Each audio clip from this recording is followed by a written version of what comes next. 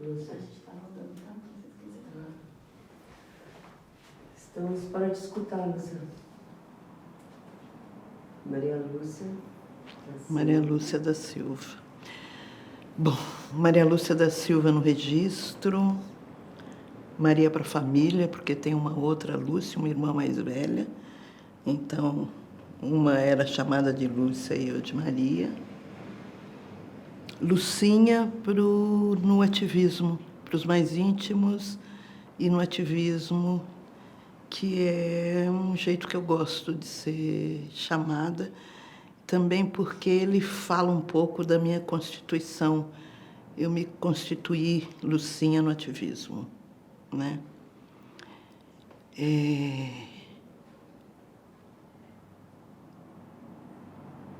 Eu falar de mim, fundamentalmente, é falar da minha ação no mundo, do meu ativismo no mundo. Eu costumo brincar, né, uma autopromoção, de que minha primeira manifestação política foi aos 3 anos de idade. Por que 3 anos?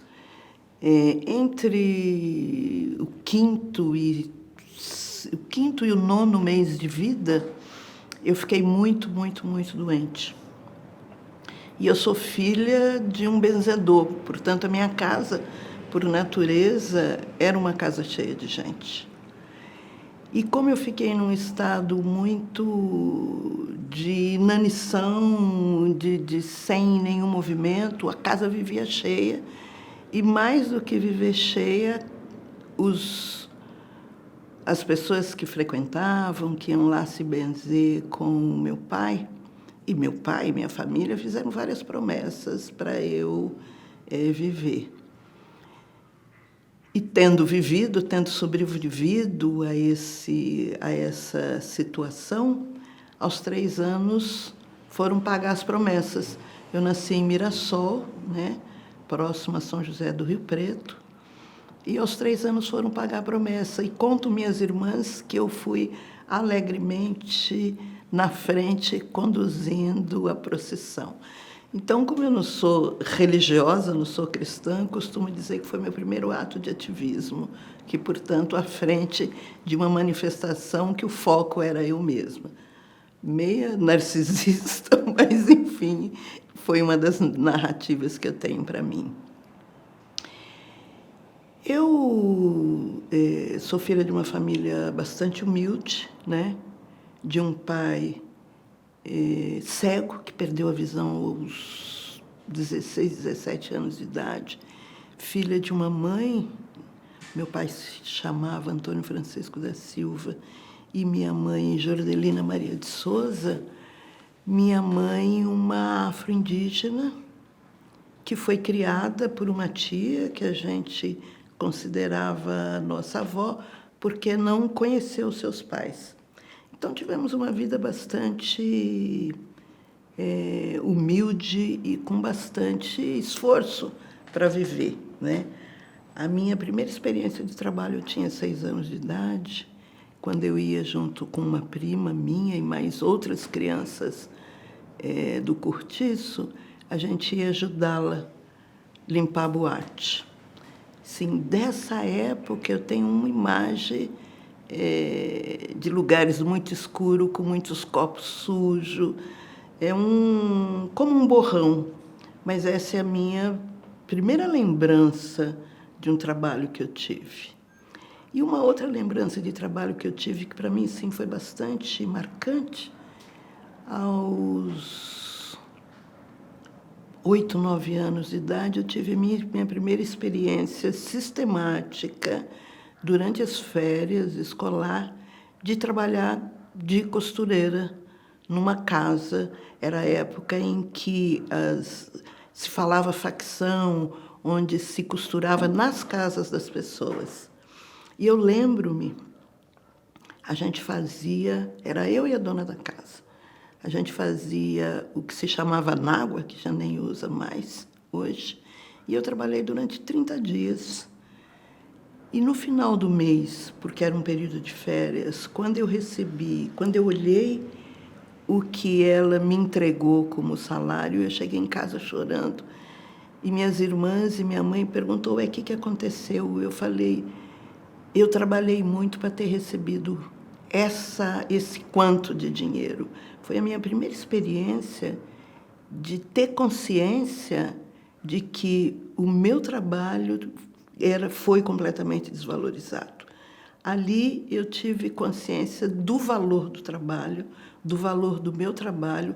Talvez eu não pudesse nomear ou não soubesse nomear, dar uma palavra, mas eu sei que aquilo me marcou. E chegando em casa e todo mundo, não, você não vai mais, e eu não iria mesmo porque era férias. Mas, enfim, essa é uma lembrança importante. E eu fiz muitas coisas na vida de trabalho, né?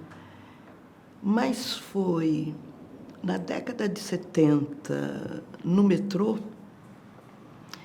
me encontrando com 2 ativistas que me abordaram no metrô, perguntando sobre racismo, perguntando se eu sabia o que era isso, qual que era a minha compreensão. Foi esse encontro, para mim, foi um encontro talvez mais marcante da minha vida, que definiu a minha trajetória até este momento da minha vida. Foi ali, com eles, nesse processo, que eu fui me dar conta o que era o racismo,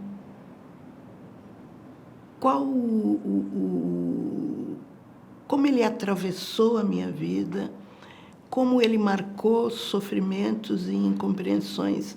Ali, naquele momento, eu digo que eu me tornei negra. Eu sempre soube que eu era preta, sempre tive uma família de pretos, né? Que gostava de se encontrar, que gostava de falar alto, enfim, que gostava de festa. Eu tinha uma madrinha que fazia muitos bailes. Então, isso eu sabia que eu era. Mas eu não sabia que as experiências que eu havia passado, que as buscas de trabalho, as negações de trabalho, que os olhares, que aquilo era o racismo.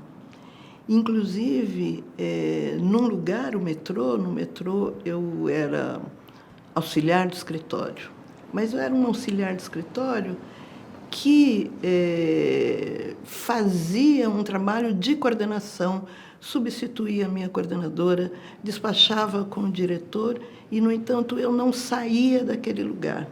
E foi em função dessa compreensão que eu decidi que eu não ia ficar mais num lugar que não pudesse me reconhecer com a minha competência que eu estava.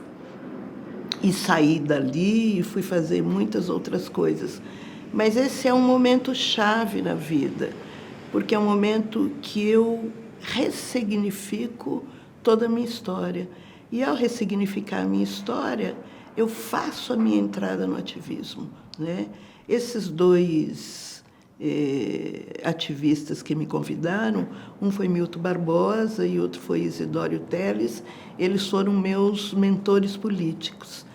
E desta conversa nós reativamos uma organização negra que havia sido criada em 1970 por uma ativista chamada Teresa Santos, que já morreu, e que criou, ela era do campo das artes, fazia teatro, era uma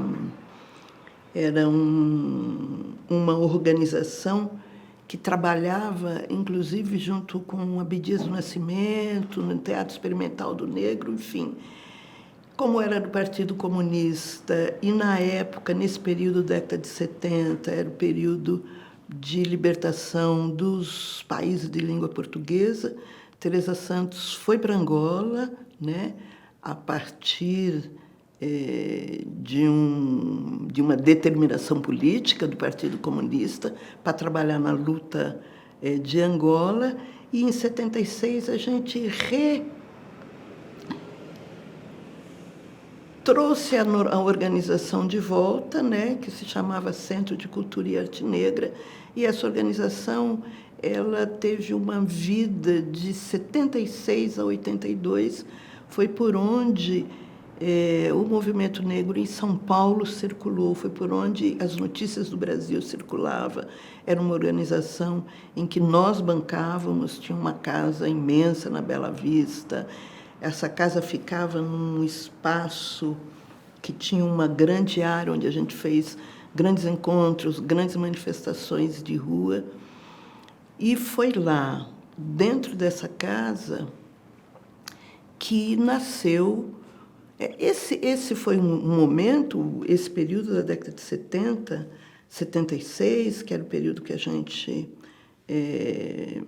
recuperou a sigla, a imagem, era um momento em que a gente estava muito inspirada na luta de libertação dos países de língua portuguesa, fundamentalmente Angola e Moçambique, e também inspirada nas lutas dos direitos humanos nos Estados Unidos. E, nesse momento, era um momento bastante presente o Black is Beautiful. E era um momento, inclusive, da gente se reconhecer como negro, de uma ideia de volta à África. E a volta à África, para a gente, era poder se inspirar na forma de vestir, na forma de se arrumar. E esse foi um momento bastante intenso, porque também foi um momento em que o movimento negro começou a construir a passagem de um 13 de maio, né, de data de libertação dos escravos. Então, foi uma mudança do 13 de maio para 20 de novembro. E a gente fazia várias incursões para o interior, fazendo a discussão dessa data, que foi uma proposta que surgiu em Porto Alegre com um ativista que já morreu, e que isso se estendeu para o Brasil, e que, em São Paulo, a gente fez várias viagens para o interior para poder refletir, para poder pensar e para poder construir o 20 de novembro, né? E nesse bojo de construção do 20 de novembro, a gente inventou, né, o SECAM, a sigla da organização era SECAM, a gente inventou um festival chamado Festival Comunitário Negro Zumbi, que era um festival que a sua primeira manifestação aconteceu em Araraquara. Tivemos presente, sempre esqueço o nome dele, hoje ele é diretor do Teatro Municipal, que é um grande bailarino. Vou lembrar daqui a pouco o nome dele.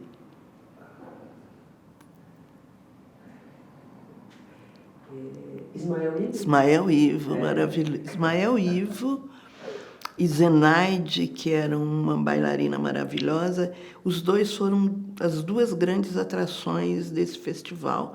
Esse festival aconteceu em Araraquara, no Gigantão, que era um estádio, né? E que os dois se apresentaram. E esse festival, ele acontece até hoje. Ele teve Ele se realizou durante vários anos, deu uma parada, mas aí a juventude resolveu recuperar, e ele acontece anualmente por volta de 20 de novembro. Então, para nós em São Paulo, esse festival marcou o 20 de novembro. Já não teve mais atividades no 13, mas no 20 aconteceu o festival. Então, essa foi minha entrada no ativismo, e esse foi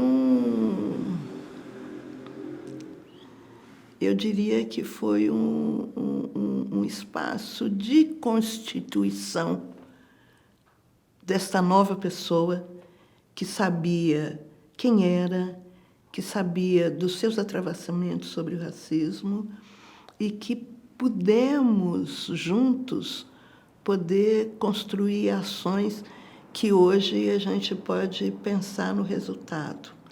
Mas em 78 a gente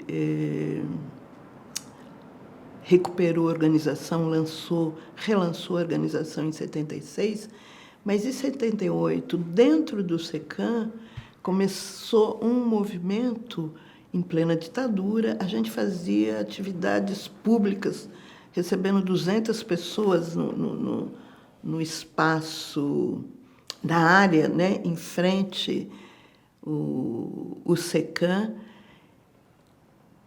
Embora se soubesse que a gente era vigiado, mas nós não fomos cerceados de grandes encontros. embora isso era proibido, embora não podia se encontrar mais que 3, 4, enfim, em que havia uma censura e uma correção em relação a isso, nós, no movimento negro, podíamos nos encontrar, embora soubéssemos que havia sempre gente junto, acompanhando as nossas atividades. E foi nesse momento que surge o movimento negro unificado. Ele surge dentro do SECAM, ele surge nas nossas conversas e é o momento em que se decide ir para a rua. Então, em 78, o movimento negro faz uma mudança de qualidade, porque no momento anterior a gente estava trabalhando numa dimensão mais cultural, numa dimensão de reconhecimento mútuo, numa dimensão de construção de uma identidade negra. Nesse momento, a gente faz uma passagem de um movimento que tem uma atuação cultural para um movimento político, para um movimento de atuação política, e mais do que um movimento de atuação política, de um movimento de responsabilizar o Estado pelas condições materiais de existência na população negra. Isso faz uma mudança de qualidade no movimento negro, e isso faz com que, nacionalmente, há uma reorganização das formas de luta. E também há um questionamento, porque quando o movimento negro unificado surge, e ao ele responsabilizar o Estado pelas condições da população negra em relação à habitação, em relação à educação, em relação à saúde, em relação ao trabalho, há um questionamento que não tínhamos, né, dados que pudesse comprovar que havia diferença entre brancos e negros.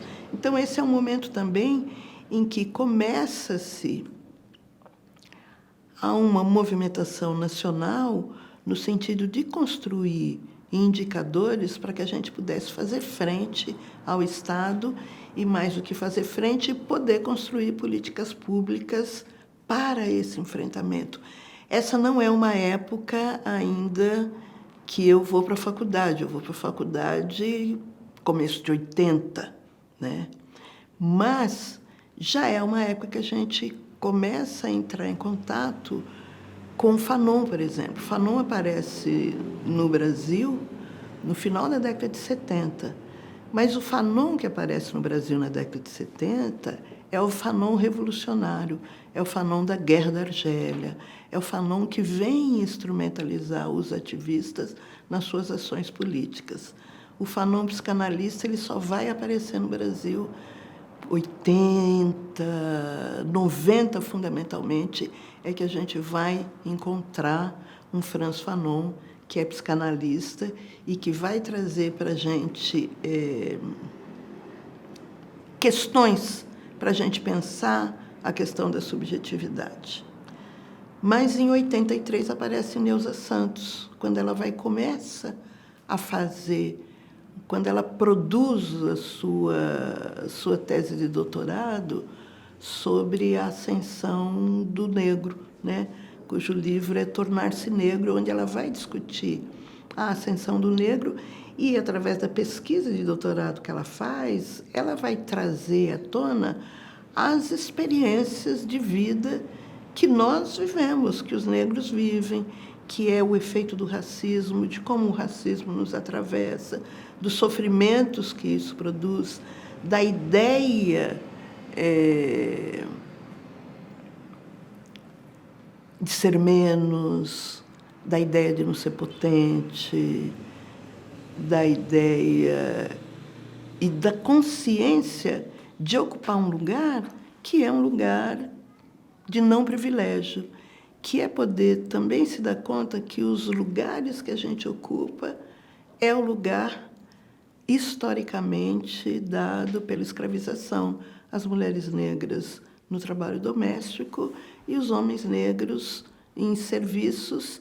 E mais do que isso, né, a consciência do processo político nos dá a dimensão de como as mulheres negras foram, historicamente, o sustentáculo da casa.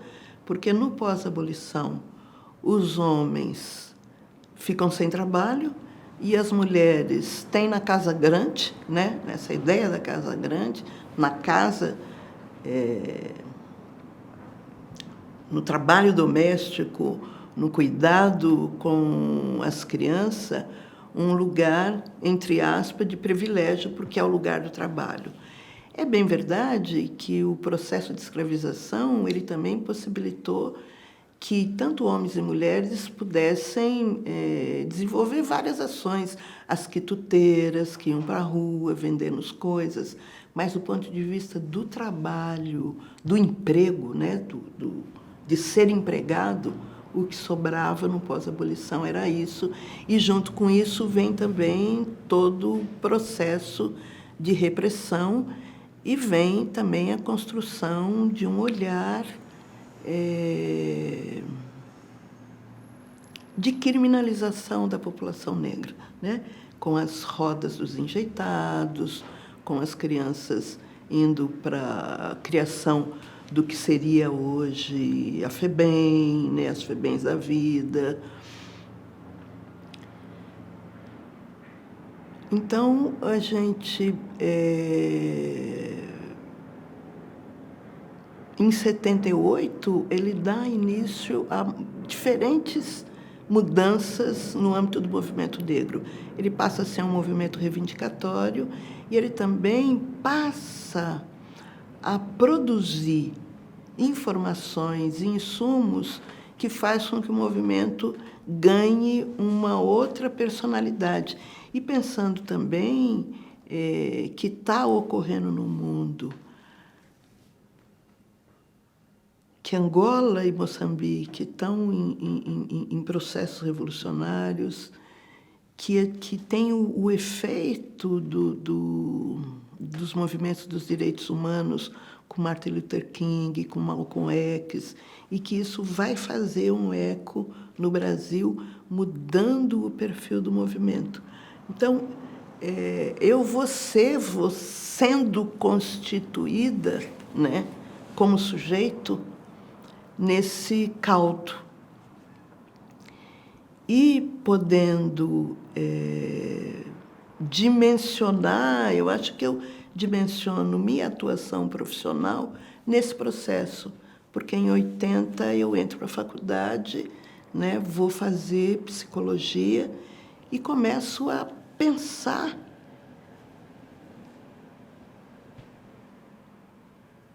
o significado do racismo na nossa história, na nossa vida e nas nossas mobilizações, né?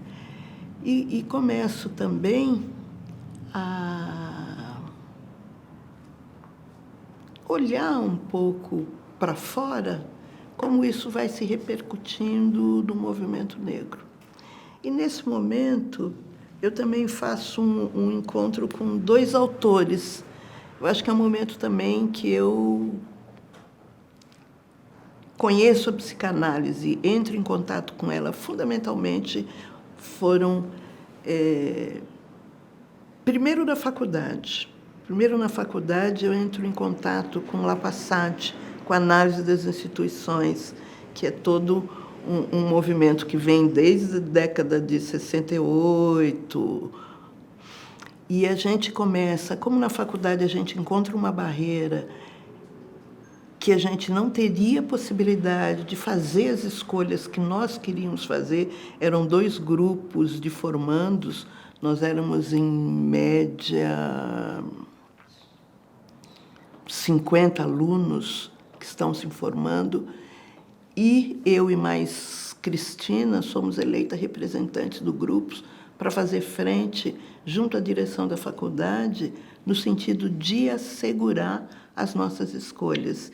E aí a gente vai descobrir Lapassadt com a análise das instituições e a gente consegue fazer um enfrentamento no corpo diretivo a partir dos conteúdos que já a psicanálise das instituições vem trazendo para a gente. Então, esse é o meu primeiro contato.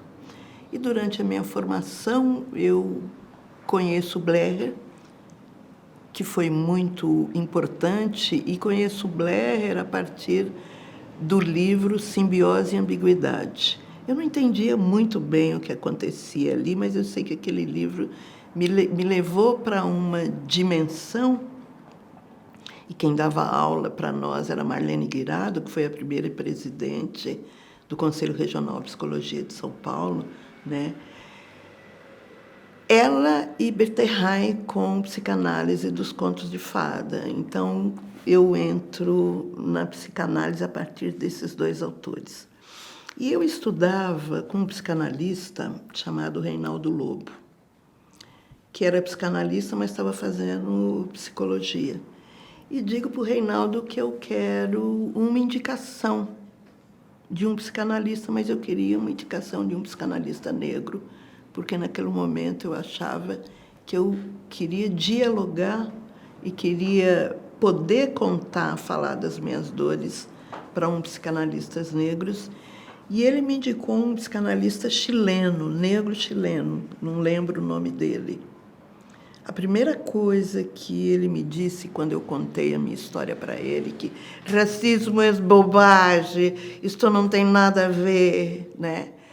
E eu disse, bom, então eu não posso voltar nesse homem, porque se ele já, por princípio, não considera que o que me faz sofrer tem significado, eu não poderia ficar nele. E volto para o Reinaldo e conto para ele o que aconteceu. E o Reinaldo propõe que eu vá, me indica um lugar que eu não sei direito se era a Sociedade Brasileira de Psicanálise ou se era a Sociedade Paulista de Psicanálise. Enfim, que recebia algumas pessoas, que fazia uma sessão e fazia depois uma indicação. Eu sei que eu fui indicada para uma analista, para uma psicanalista. Fiz as 2 primeiras sessões com ela, acertamos que a gente ia trabalhar junto, ia trabalhar 2 vezes por semana, o consultório dela era ali perto do Clube Pinheiros. E eu chego na faculdade e o Reinaldo pergunta para mim, e aí, como é que foi?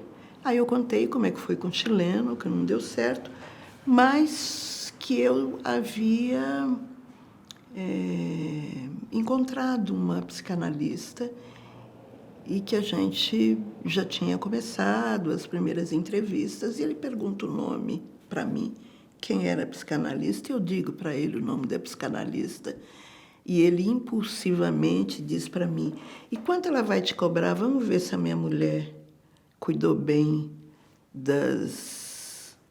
do dinheiro de casa. E aí eu tomo um choque, porque a psicanalista que eu tinha escolhido era a mulher dele, e ele impulsivamente não deu conta de segurar e falar que era a mulher dele, e isso criou um conflito tanto comigo, com ele, como comigo e com o analista. E na próxima sessão, ela abriu dizendo que sentia muito do que tinha acontecido e que poderia me ajudar a buscar uma outra psicanalista em função da ocorrência. E eu disse para ela que não, que a gente poderia continuar a trabalhar junto. Eu considero hoje que foi a pior coisa que eu fiz na minha vida, que foi ficar num trabalho analítico com uma psicanalista e estudando junto com seu marido, porque a gente estudava na mesma classe. E isso depois de algum tempo, eu pude perceber o quanto ter bancado, ficar nessa análise, em que peço que ela me ajudou em muitos aspectos, mas o quanto foi empecilho para o meu desenvolvimento.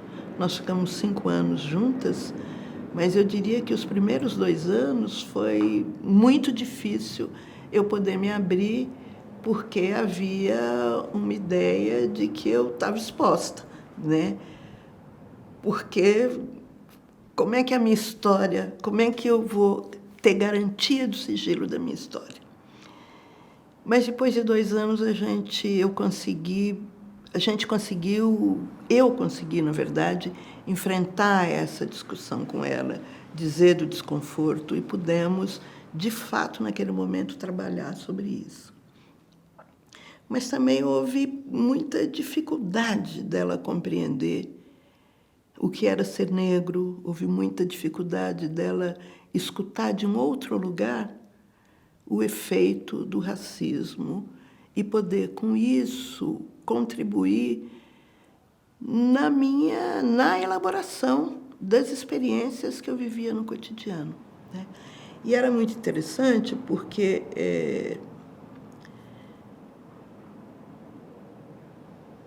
eu fazia análise na hora do almoço, e na hora do almoço eu tomava um ônibus todas as 2 vezes da semana, no mesmo horário, na mesma companhia, e havia um grupo de pessoas. Era um momento que tinham muitos roubos dentro de ônibus. Não sei se vocês andavam de ônibus nessa época, mas havia muitas gangues dentro de ônibus roubando. E nesse percurso que eu fazia, tinha um grupo de negros que faziam roubos sistematicamente. Eu encontrava com eles toda semana, 2 vezes por semana, da mesma forma como eu encontrava com a minha analista. E eu me senti refém deles, porque eles roubavam olhando para mim. E eu já tinha visto várias pessoas viverem violência do grupo dentro. Se alguém alertasse, se alguém apanhava e saía, e eles saíam correndo do ônibus, enfim. Mas eu me senti prisioneira durante muito tempo desse grupo, e eu levava para análise esse meu sentimento, mas era para além de ser um grupo que roubava dentro de um ônibus. Tinha a ver com o processo de identidade. Eles eram negros, tinham homens, tinham mulheres, tinham pessoas parecidas comigo. E eu queria entender isso, eu queria discutir com ela. E o que historicamente ainda hoje se ouve é levar para o complexo de inferioridade, é levar para não ter nada a ver.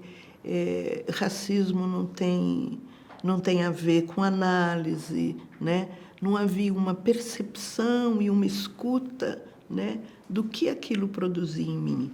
E eu ia trazendo minhas histórias de vida, eu ia trazendo os meus impedimentos no trabalho, eu ia trazendo as dificuldades que eu tinha e que eu notava na diferença no conjunto de não ter promoção, né? Eu trabalhava no metrô, uma organização importante na época. Eu acompanhava o movimento de todo mundo em processo de ascensão dentro da organização. E durante muito tempo ela dizia que não tinha a ver, eu dizia para ela: você não está me ouvindo, você não consegue me ouvir, você tem que olhar para isso. Enfim, eu fazia questões para ela no sentido de poder ser percebida como alguém que tinha uma história, que não era uma história que tinha sua singularidade, e que nessa singularidade o sofrimento produzido pelo racismo era algo que eu vivia no cotidiano, até que em um determinado momento ela se rende e diz: ok, né? Que eu faço? O que eu leio? Como eu posso, de fato, ampliar a minha escuta para poder, para que o trabalho da gente tenha uma outra qualidade. Nesse momento, a nossa análise muda de configuração, muda de patamar, e há um processo em que eu me sinto escutada, né? E é interessante que hoje, quando as pessoas negras buscam uma analista, uma psicóloga negra, eu fico pensando que eu nunca tive uma, né? Que todas as minhas analistas, e eu faço análise desde 80 até hoje, então tem quase 30 anos de análise, todas as minhas análises foram com mulheres, não tive nenhum analista homem, e todas mulheres brancas. E que isso é um elemento importante hoje na discussão que eu faço com psicólogos e psicólogas negras e negros, de que ampliar a escuta é uma tarefa de psicólogos, seja de qual pertencimento, porque o sofrimento precisa ser reconhecido por todos. E mais do que isso, a minha questão era: como é possível eu não ser reconhecida na minha particularidade, né? Se a psicanálise trabalha com isso, trabalha com o sujeito com a sua história, e inserido numa história mais ampla, que seja do seu país, seja do seu grupo étnico. Então, esse sempre foi uma questão para mim. Mas, enfim, em 82, voltando para o SECAM, que era a organização que eu fazia parte, em 82 nós decidimos fechar a organização. Uma das coisas mais difíceis que eu vejo nas organizações políticas é elas fecharem suas portas. Ninguém quer fechar as portas, né? E em 82 nós reconhecemos que a gente cumpriu o papel que a gente teve, né? De ser um espaço de aglomeração do movimento negro em São Paulo, ser um espaço que pôde, onde surgiu um movimento negro unificado, e para além desta sigla, que surgiu uma nova forma de trabalhar o racismo e de pressionar o Estado, né? E de que, portanto, o nosso papel havia se cumprido, e a gente fecha a organização e cada um vai se pensar o que fazer nesse vácuo que a organização deixa, né? Há uma falta, porque foram de 76 a 82, foram 7 anos de muito trabalho, de trabalhos muito intensos. Quando ela fecha, também a gente fica um buraco que a gente não sabia mais aonde, o que fazer. E nesse momento é um momento também do surgimento. A gente está saindo da ditadura, né? Estamos indo, 82 vamos ter eleições diretas. São Paulo, nós temos como governador Franco Montoro, um grande democrata, que nesse processo de eleição, o movimento de mulheres trabalhou muito para a eleição dele, e mais do que trabalhar, tanto o movimento de mulheres como o movimento negro fizeram algumas reivindicações. O movimento negro de um espaço dentro do Estado para trabalhar políticas públicas voltada para a população negra, e as mulheres voltada para as mulheres. Quando o Montoro ganha, há a criação de um Conselho Estadual da Condição Feminina, o acordo que ele tem com o movimento feminista da época, e quando se apresenta as conselheiras que vão fazer parte do Conselho Estadual da Condição Feminina, não há nenhuma mulher negra. O movimento de mulheres negras fazem uma grande manifestação e fazem uma denúncia de que não há mulheres negras no conjunto dessas conselheiras, e reivindica a posse de mulheres negras. Há toda uma confusão na cidade. É um primeiro momento que as mulheres negras aparecem no cenário público, fazendo uma denúncia em relação às feministas. Então, se faz uma rearticulação e é escolhida uma mulher negra para tomar posse na época chamada Marta Rocha. Marta Rocha toma posse e começa uma articulação, porque a gente quer um espaço para trabalhar especificamente o tema das mulheres negras dentro do Conselho. Isso demanda um tempo de formação, mas aí foi criada uma comissão de mulheres negras que eu me insiro nessa comissão. Isso é 86, 87. Então, se em 76 eu me torno negra,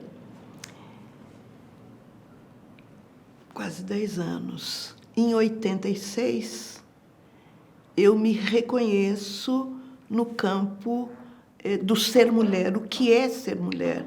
Porque o que veio primeiro e o que a gente percebe, pelo menos num determinado momento do tempo, que o que chega primeiro é a questão racial e não a questão do ser mulher, né? O ser mulher chega depois que a gente entra em contato com o racismo, quando a gente compreende o racismo, e aí a gente redimensiona o que significa ser negra e ser mulher. E aí você compreende as questões acumuladas de gênero e raça. Isso, para mim, se dá em 86, 87, quando se cria uma comissão de mulheres negras e a gente começa a desenvolver trabalhos voltado para a discussão do racismo, para a discussão do impacto do racismo, da combinação de gênero e racismo. É uma situação difícil dentro do Conselho, porque nós ficamos entre dois conjuntos. Por um lado, uma ideia do movimento negro que a gente estava ali sendo cooptada pelo Estado, e, por outro, uma ideia das mulheres brancas que a gente estava ocupando o espaço, mais espaço do que a gente devia. Então, a gente fazia um enfrentamento com o movimento negro e um enfrentamento com o movimento feminista. É deste enfrentamento, nesse processo, caminhando já para 88, que é a grande celebração que o Estado vai fazer de 100 anos da abolição, enquanto o Estado propõe uma celebração, o movimento negro faz uma denúncia, é nesse trabalho que a gente vai realizar um grande trabalho em São Paulo, que foi o Tribunal Winnie Mandela, que foi um tribunal que colocou no banco dos réus o Estado e faz uma denúncia pública, articulado com o movimento com o Conselho Nacional de Mulheres Negras. E aí a gente sofre uma grande pressão política, na época acho que era Biakel, no nível federal. Jaqueline Pitangui, que é uma feminista histórica, vive uma pressão muito grande, e a gente faz toda uma articulação para fazer uma denúncia do racismo e para lançar esse trabalho, o Tribunal Winnie Mandela, que levou o ano de 88 todo, que culminou num tribunal aí na São Francisco, na época com o Bicudo, que ele era uma outra pessoa, depois ele mudou bastante, né? Protagonizando, e com uma juíza negra, Maria Cristina Olímpio, que fez todo o papel de juiz, que colocou que vieram várias pessoas como testemunha e que saiu o veredicto do Estado. 88 foi um ano bastante intenso, porque ocorreu manifestações públicas no Brasil como um todo, e houve também muita repressão. Rio de Janeiro, por exemplo, o Exército foi colocado na rua. Em São Paulo, tivemos muita pressão política, tivemos que nos retirar do Conselho da Condição Feminina, fomos abrigadas na Comissão de Mulheres Advogadas para poder continuar o nosso trabalho. E aí encerra uma relação nossa com o Estado, e eu vou fazer parte de uma organização só de mulheres negras, e que a gente vai, no primeiro ano,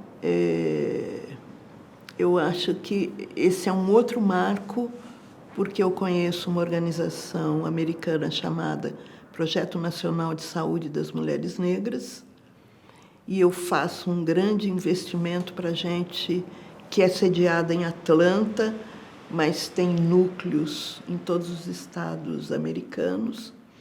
A gente consegue um apoio e vamos para Atlanta para conhecer o projeto. Essa foi uma experiência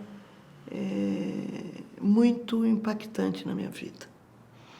Em Atlanta, a gente conhece a sede do projeto, quem coordena esse projeto é a Billie Avery, que é uma mulher maravilhosa, e a gente vai para um encontro nas montanhas, num lugar em Atlanta chamada Dahlonega, fazer um encontro com 200 mulheres negras. Porque o que me interessava nesse projeto era a metodologia de trabalho. E a gente vai para esse lugar, e eu não falo inglês, é feita uma sensibilização com as 200 mulheres de que nós temos uma irmã junto com a gente que não fala a nossa língua e que a gente gostaria que ela pudesse participar de todas as atividades, de todas as ações, que ela pudesse compreender o que a gente está falando e que a gente pudesse compreender o que ela está falando. Então, é muito intenso e todo mundo, né, faz um esforço de poder, de fato, me integrar nesse processo. E eu passo 3 dias na montanha, extremamente emocionada, compreendendo tudo o que está ocorrendo. Eu vou com outra amiga que fala inglês, mas eu também conversei por sinal, por diferentes maneiras, porque eu acho que quando a gente precisa se comunicar, a gente arruma forma de se comunicar. E esse encontro ele vai trazendo muitas histórias. É um encontro de histórias, onde as mulheres vão contando histórias, onde a gente vai podendo perceber as feridas, onde a gente vai olhando como o racismo ele é destruidor, como ele destrói não só a pessoa, como ele destrói a família, pensando que nós estamos inseridas numa sociedade que é uma sociedade bastante perversa, e pensando que é Estados Unidos da forma como a escravização se deu nos Estados Unidos, diferentemente no Brasil, e as diferenças de impacto. E quando a gente se junta, a gente vê que não há diferença nenhuma do ponto de vista do efeito, do ponto de vista das dores, do ponto de vista do impacto, das condições materiais de existência, de como as mulheres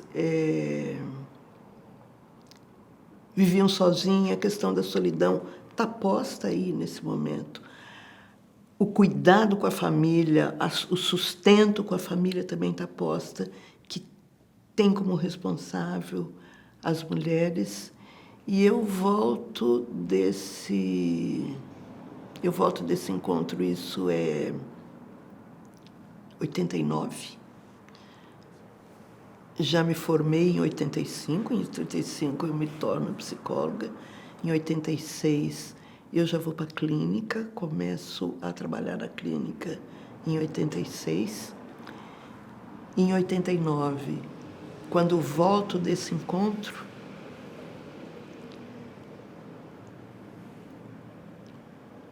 ficamos lá, eu e essa companheira ficamos 15 dias nos Estados Unidos, participando desse encontro em Atlanta e depois indo para outra sede do projeto em Nova York, participando dos processos e se apropriando da metodologia do processo. Em 89, quando volto, eu começo a trabalhar, crio um projeto chamado Construindo Nossa Cumplicidade e começo a trabalhar com mulheres, um projeto que durou 3 anos e que a gente, por princípio, necessariamente não precisaria ser psicólogo para facilitar os grupos, mas a gente tinha psicólogos e outras pessoas com experiência em grupo e desenvolvemos um trabalho durante 3 anos, por volta de 100 mulheres. A gente acompanhava com encontros quinzenais,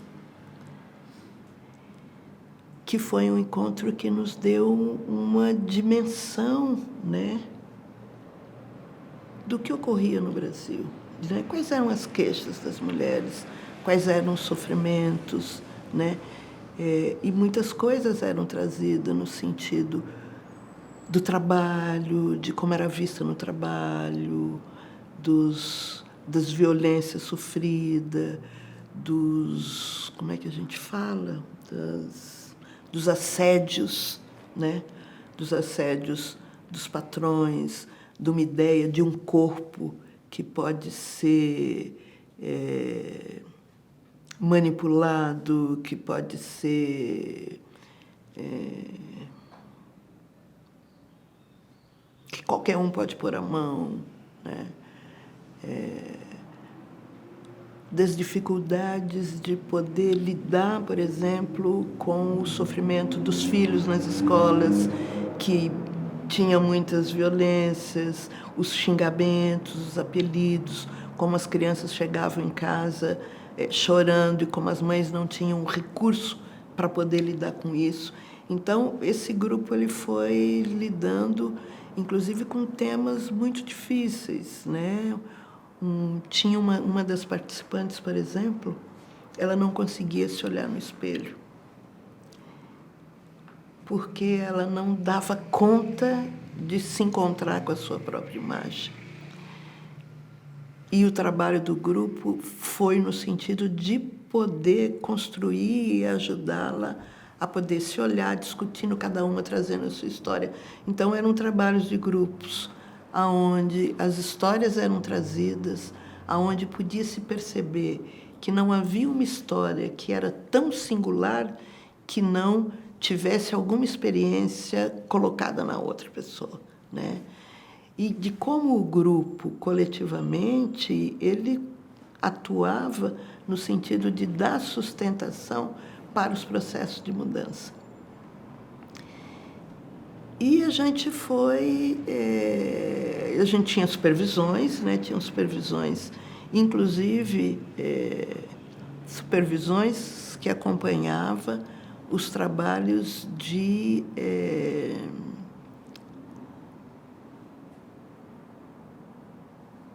como é que fala? Nós éramos umas 10 facilitadoras e a gente fazia encontros formativos e muitas vezes as supervisoras nos acompanhavam nesses processos formativos também para poder nos ajudar e para poder dar um feedback das histórias pessoais das facilitadoras. Então, a gente facilitava os grupos e as supervisoras nos acompanhavam para poder fazer as leituras psicológicas e para poder nos ajudar no processo de elaboração. Então, esse foi um trabalho bastante importante que me deu a dimensão do papel de um psicólogo e do papel de um psicólogo consciente da sua condição histórica, consciente de que ali havia de que as especificidades elas precisariam ser pensadas sem perder a condição da singularidade, né? Todas éramos singulares, todas nós tínhamos uma história, mas também todas nós tínhamos uma história que atravessava todo mundo e que, portanto, todas sabiam do que a outra estava vivendo numa dada dimensão, que era na dimensão da busca de trabalho, por exemplo, que era na escola, que era na falta de atenção que os professores não davam para os filhos, ou mesmo para as mulheres que estavam em processo de formação, que era uma ideia de um corpo sexualizado e que qualquer um poderia ter acesso, portanto, das violências sexuais, dos atravessamentos. Então, esse foi um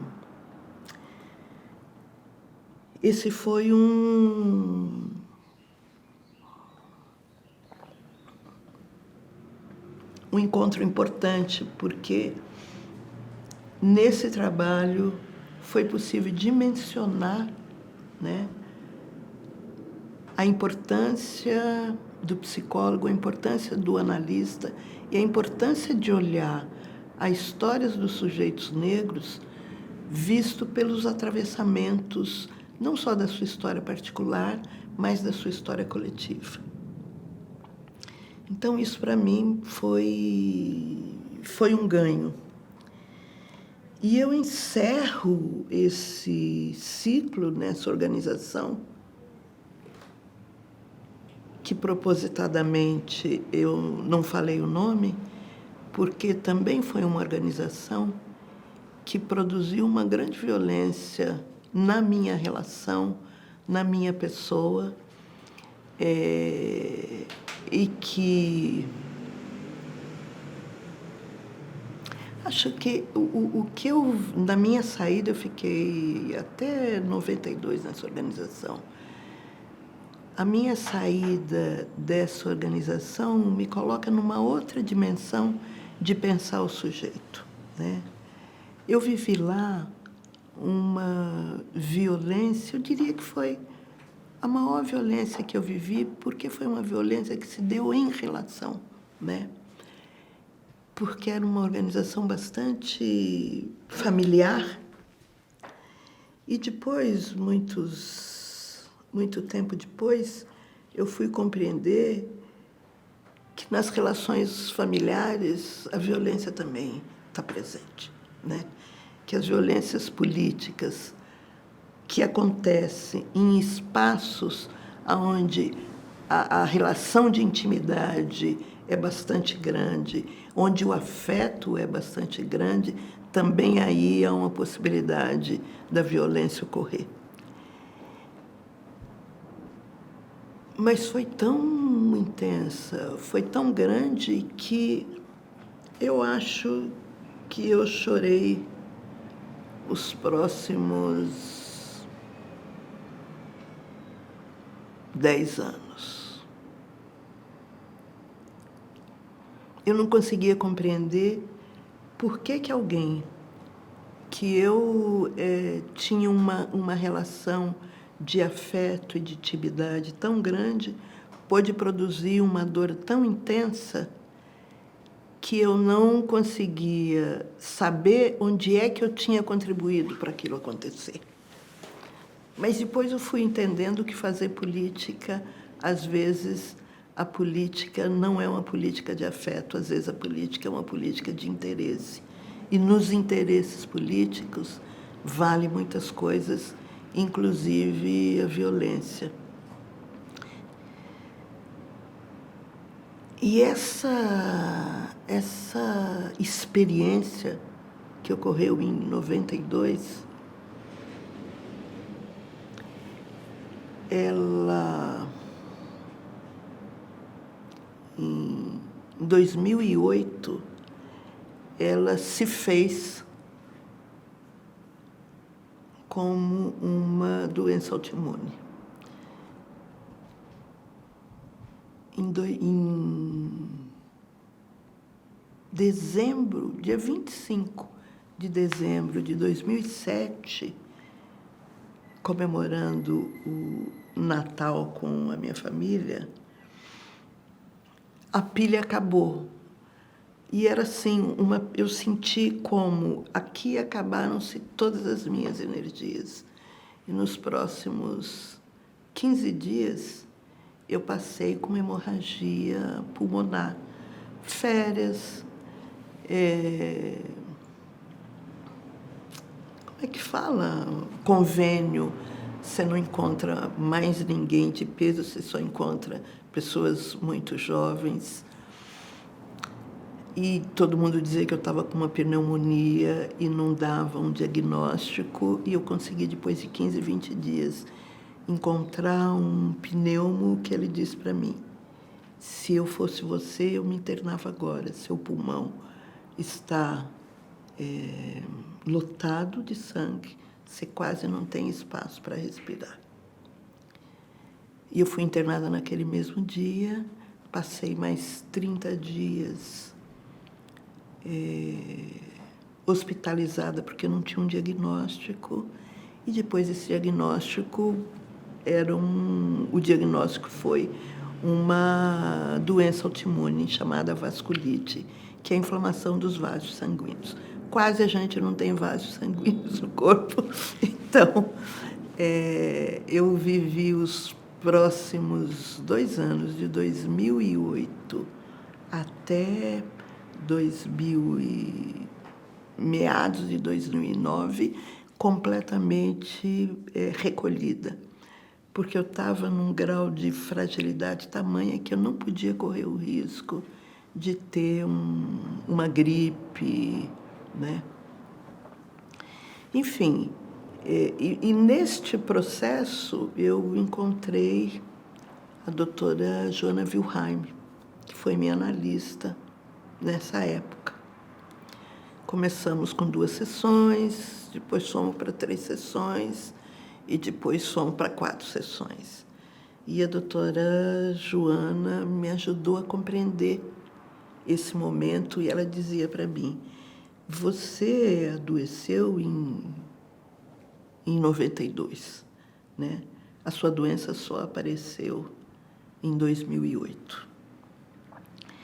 E aí eu fui pensando no que foi, porque durante esse tempo todo era muito difícil eu pensar essa organização sem me emocionar, eu pensar essa organização sem chorar, eu pensar essa organização como se eu tivesse perdido algo na vida que eu não pudesse mais recuperar.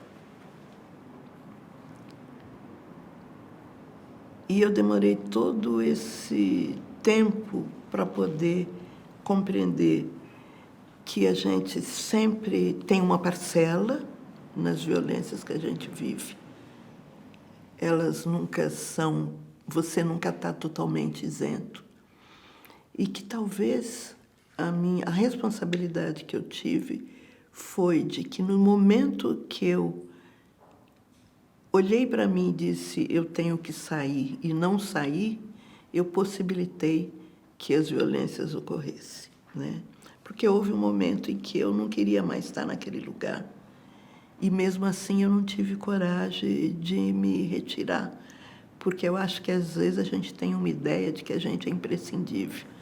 E depois que a gente sai, a gente percebe que a gente não faz falta, né?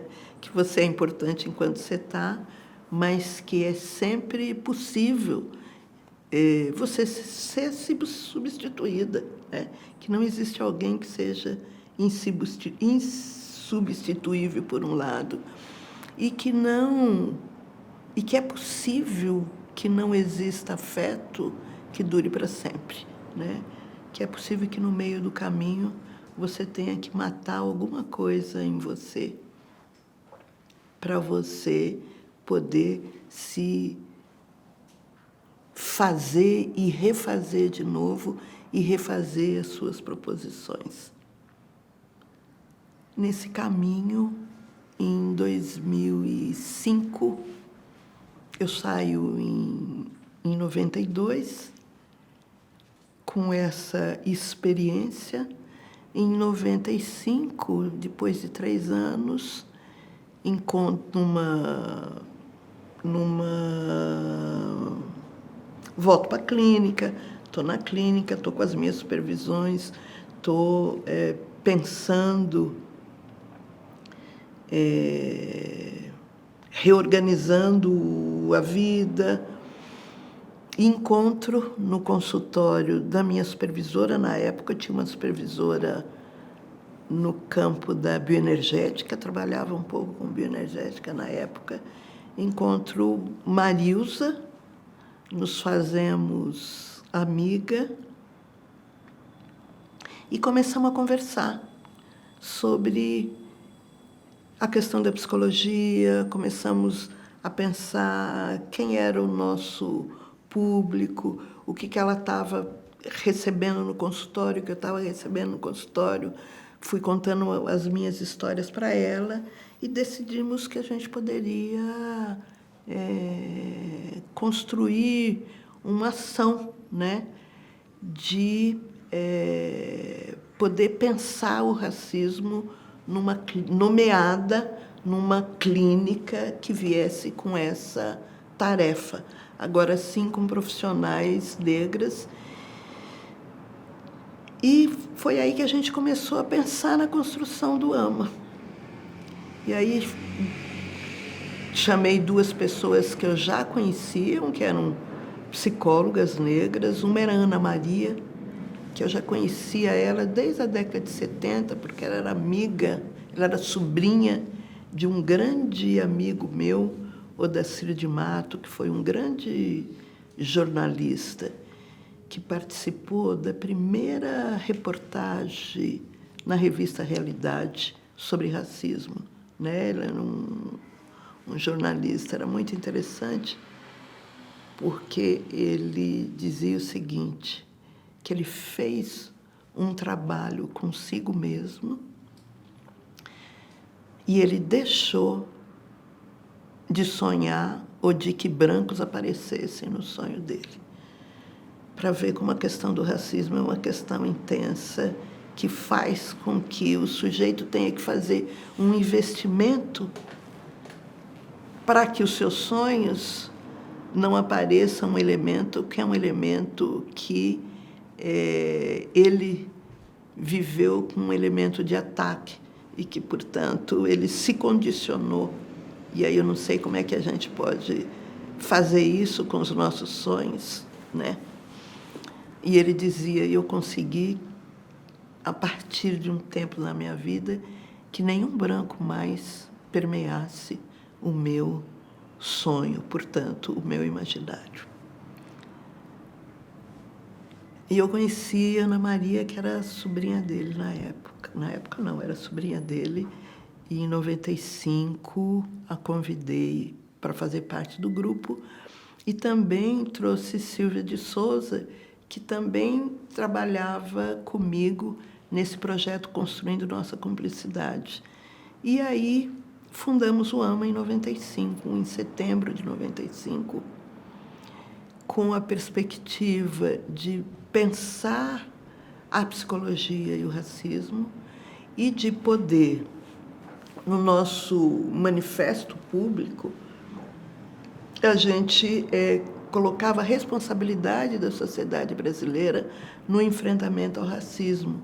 Portanto, que a tarefa não era uma tarefa só de psicólogas e psicólogos negros, mas que era uma tarefa de psicólogos que quer seja o seu pertencimento racial, de poder pensar, olhar para a sua clínica e, ao olhar para a sua clínica, poder pensar como ele estava recebendo, né, negros, se ele recebia negros na sua clínica e se recebia, se ele tinha escuta para que os pacientes negros traziam. E começamos a trabalhar a partir daí. E o AMA, ele no primeiro momento de vida, de 95 a 2000, 2001, a gente trabalhou fundamentalmente com grupos. E a gente pôde perceber que havia uma avidez de negros e negras de estarem em grupo, de falar das questões da emocionalidade, da subjetividade em grupo, de poder trocar e de poder saber o que é que o outro vivia e como o outro vivia. Esse foi um trabalho bastante intenso e também que nos levou a poder pensar a categoria, né?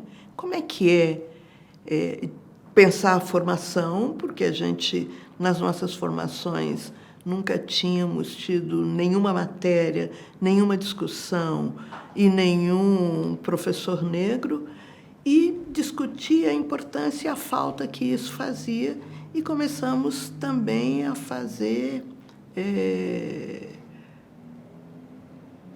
abrir espaço no trabalho para uma intervenção no sistema conselho, né? Obviamente que em São Paulo éramos nós, mas em outros estados haviam outras pessoas. Mas em 2001,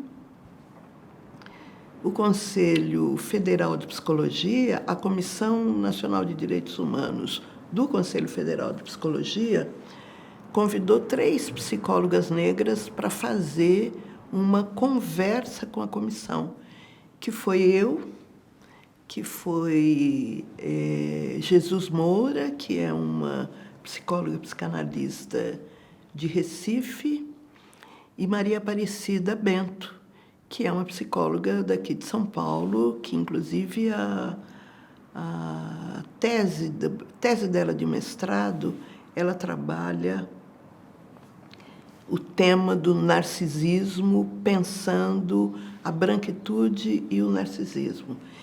E esse foi o primeiro encontro que a gente fez dentro do Conselho Federal de Psicologia, foi o primeiro encontro que psicólogas negras fez com a comissão para fazer uma discussão com eles no sentido da importância de uma campanha junto aos profissionais de psicologia para incluir ou para abrir a escuta para os efeitos do racismo.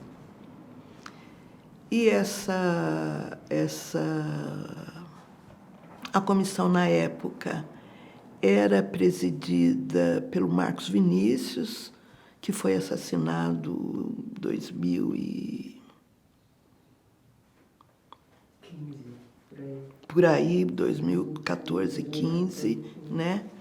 O Marcos Vinícius era uma pessoa comprometida com o tema, e a partir daí a gente começou a ter um trabalho político mesmo de cobrar do Conselho ações junto à categoria para poder pensar o racismo e o sofrimento. Fizemos muitas ações. A Jesus fez parte da Comissão de Direitos Humanos nesse período, no começo de 2000. E assim a gente a cada comissão passou a ter uma pessoa negra para poder pensar, junto com o CFP, como trabalhar a categoria, como pensar isso junto com a categoria e como trabalhar internamente para que o tema pudesse ganhar capilaridade, né? Com isso, a gente pôde também ir fazendo uma intervenção nos espaços da psicologia, que eram nos congressos, que era tinha Congresso Norte-Nordeste, tinha o Congressão, onde tinha as teses que podiam ser mandadas. E foi nesse espaço que a gente começou a fazer uma ação efetiva dentro do Conselho, a pressionar. A primeira campanha saiu em 2002, né?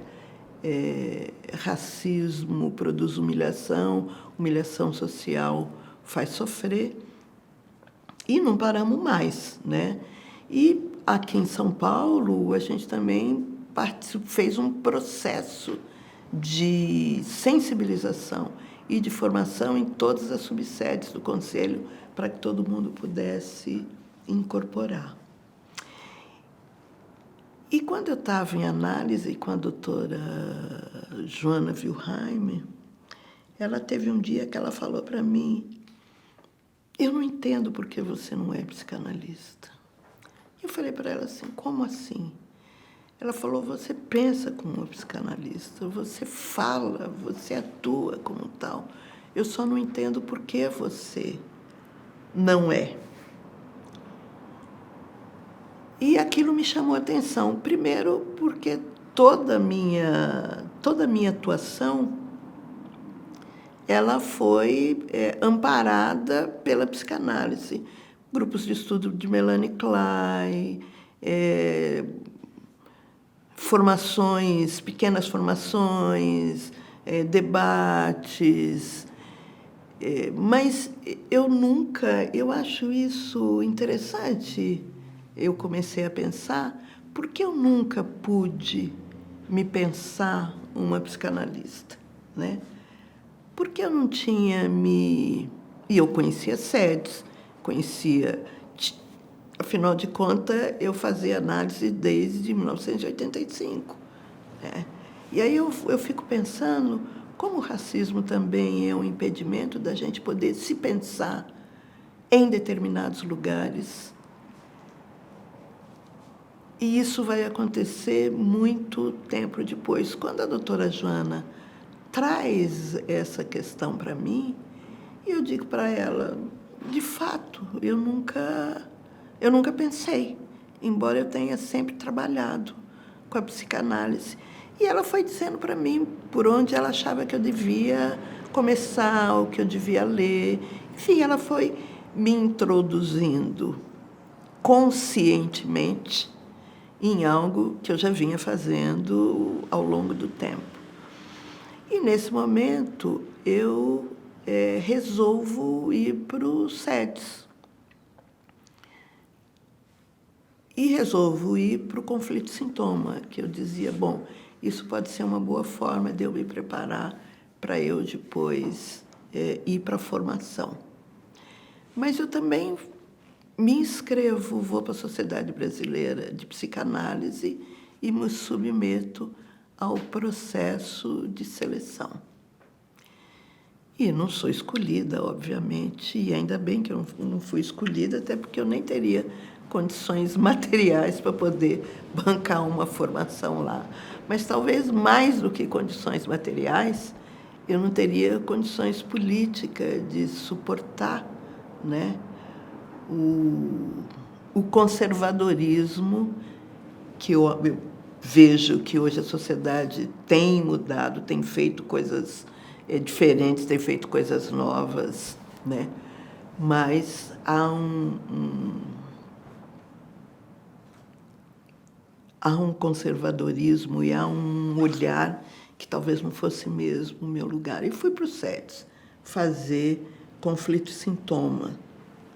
Fui em 2009 para o SEDES, fiz 2009, 2010.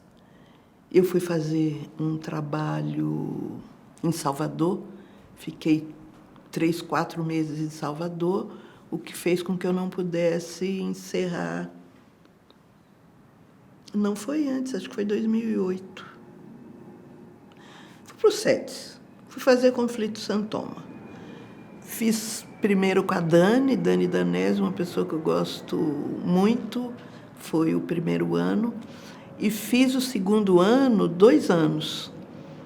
Fiz um com a Soraya e fiz um outro com a Noni. E foi com a Noni em que acontece uma experiência de racismo na aula. Uma aula sobre sexualidade. Estamos lá discutindo o texto e alguém vai contar um caos sobre uma criança que faz cocô e que aí, junto com a mãe ou com o pai, aí ele diz, tchau, negão. Estava falando tchau para merda ali que a criança fez e nomeia a merda como negão. E nessa hora eu digo, bom, então negão virou merda, é isso que está sendo dito aqui. E todo mundo leva um susto, porque é tão natural, né, você usar expressões racistas longe dos negros, e isso ser normal, você nem se dá conta, ou muitas vezes perto dos negros que não têm coragem de fazer um enfrentamento. E isso causa um rebuliço na aula. E aí a Noni diz, bom, vamos discutir, vamos fazer essa discussão. Cria um clima, cria um constrangimento, né?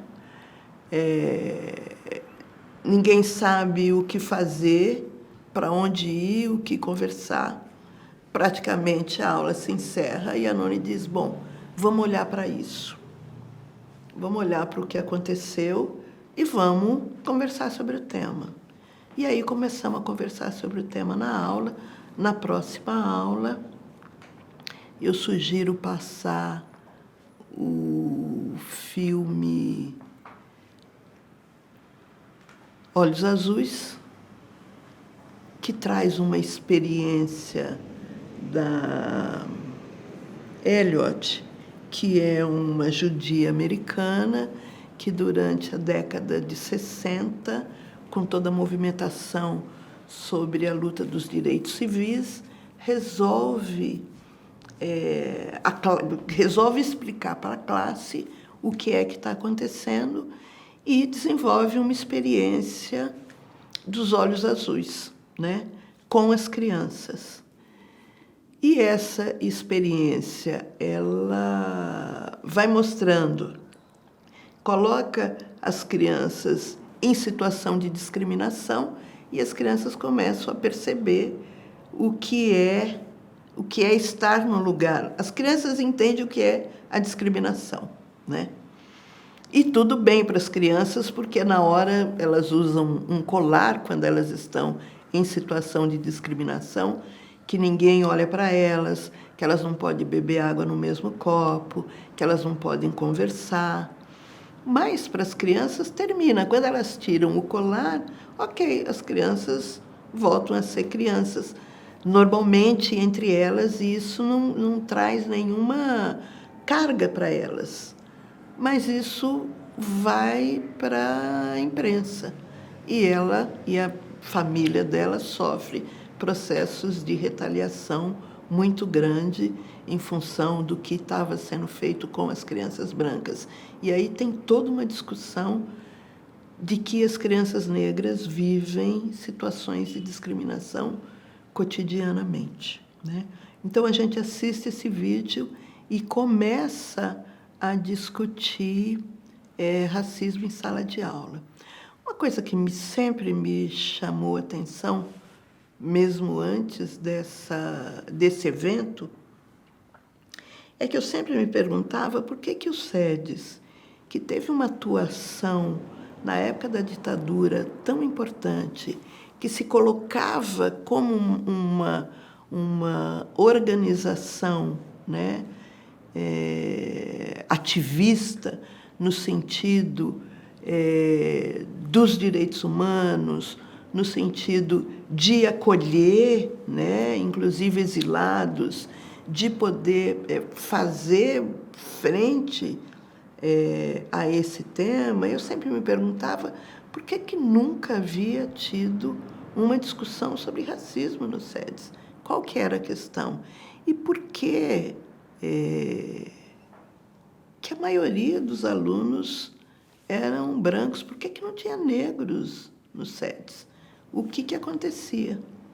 E a partir do evento da classe, né, da discriminação à vida na classe e das questões que foram sendo colocadas, eu proponho, então, a gente fazer alguma coisa para que, de fato, o tema do racismo pudesse circular na instituição. E disso demandou todo o trabalho que, de alguma maneira, já sabemos, né? Teve um ciclo em 3 etapas, que chamava O Negro e o Racismo no Brasil, Questões para a Psicanálise. Uma primeira etapa foi um psicodrama público, que foi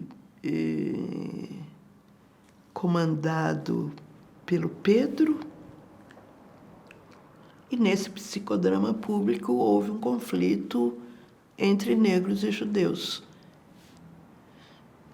Essa é a entrada no SEDES. E que foi que produziu sofrimento para ambos os grupos e que a gente não pôde, no psicodrama, não foi possível no psicodrama poder fazer uma conversa e poder olhar o que estava acontecendo ali, né? Mas isso já deu um bochicho na instituição, né? Fizemos um outro encontro dali 3 meses, que veio o professor Kabengele Munanga, e mais foi produzido um vídeo. Foi produzido um vídeo, esqueci o nome do vídeo. Um passo à frente, era um passo. Era algo como um passo, não sei se um passo à frente, mas tinha a ver com o passo que foi produzido especificamente para a gente poder pensar a questão do racismo a partir de uma experiência que ocorria embaixo de um viaduto. E depois fizemos um fechamento, um terceiro encontro, onde tivemos vários palestrantes. Tivemos Isildinha Batista, tivemos... Nossa, esqueci o nome dela. Está vendo que é a idade? Todas as palavras as letrinhas vão fugindo.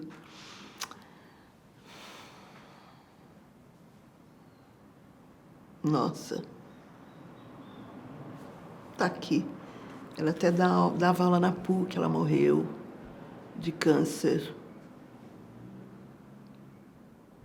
Bom, tivemos Ildinha, tivemos Cuti, tivemos alguém no campo da literatura, tivemos alguém no campo da psicanálise, tivemos uma representação do SEDES, enfim. A gente fez uma discussão mais ampla, plateia lotada nesses 3 encontros. Acho que isso foi bastante importante. O tema entra para a instituição, mas fica marginal, né? Como todo o tema do racismo, ele leva 5 anos para que essa discussão se transforme num livro. Aí transformou-se num livro com o mesmo nome do evento, O Negro e o Racismo no Brasil, Questões para a Psicanálise, e o livro amplia a discussão, trazendo outras pessoas do SEDE escrevendo sobre o tema. Isso é um marco, acho isso importante, porque acho que é o primeiro livro de uma instituição que trabalha com psicanálise, com uma formação em psicanálise, um livro trazendo o tema do racismo com a chancela da instituição. Isso é importante, isso não é qualquer coisa, e isso faz com que a instituição se implique no processo.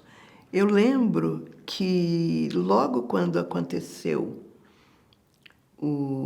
essa tensão na sala de aula, estava começando a ter a incubadora, e que era a Eide, que era, acho que foi a primeira pessoa responsável pela incubadora, que criou a incubadora. Então, nessa incubadora, antes do evento, a gente foi para a incubadora para poder pensar que tipo de evento que a gente poderia fazer. A gente foi fazendo alguns caminhos para poder construir esse evento. A primeira parada foi na incubadora, onde a gente conversou, e dali se criou uma comissão e a gente desenvolveu o programa. Acho que o livro é importante porque ele faz uma marcação na instituição, né? Tem o evento, mas o livro ele anda, né? O livro rapidamente pede mais uma edição, né? Porque ele se esgota muito rapidamente. Há uma recepção importante do livro, há uma referência importante e não dá mais para os SEDES não falar sobre o tema. E, a partir daí, apesar de que o tema continua na marginalidade, né, à margem, mas ele vai ganhando mais adeptos e hoje tem um grupo no SEDES, a Cor do Mal-Estar, né, que está no departamento de psicanálise, é isso, que vem fazendo uma discussão sistemática sobre o tema, envolvendo os integrantes do departamento de psicanálise, que eu acho super importante, né? E também ele vai ganhando outros lugares dentro do SEDES, vai ganhando lugar na clínica, onde agora há pouco tempo foi feita uma intervenção para poder, na clínica, a questão racial vir através de todos os atendimentos. Ele vai ganhando lugar em outros departamentos, como na psicossomática, né, que já levou psicanalista negra lá para discutir o tema do racismo e o corpo. Então, eu acho que, de alguma maneira, eu sinto que em muitos lugares que eu fui passando, pela minha capacidade atrevida de poder questionar, também tem podido instalar o tema como um processo de responsabilização do coletivo, né? Nossa Senhora, sei lá para onde eu fui para lugares que eu nem ia.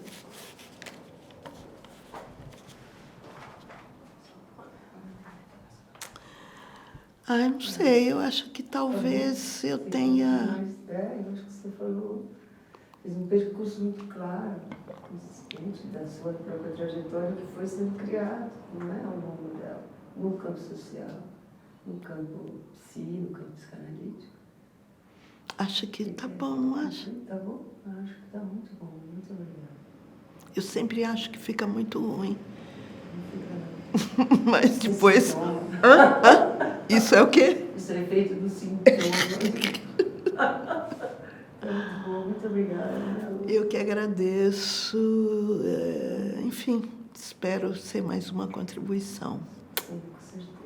Obrigada a todas e todos vocês que foram testemunha desse depoimento.